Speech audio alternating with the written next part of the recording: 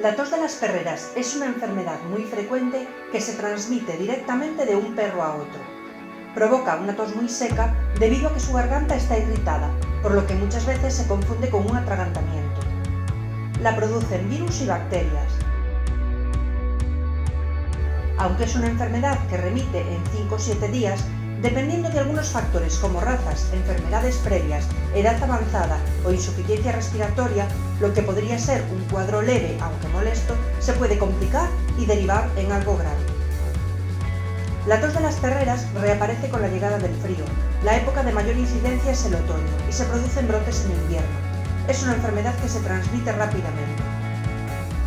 Para prevenirla, utilizamos una vacuna muy segura, que provoca una inmunidad muy rápida. En apenas 72 horas, nuestro perro estará protegido.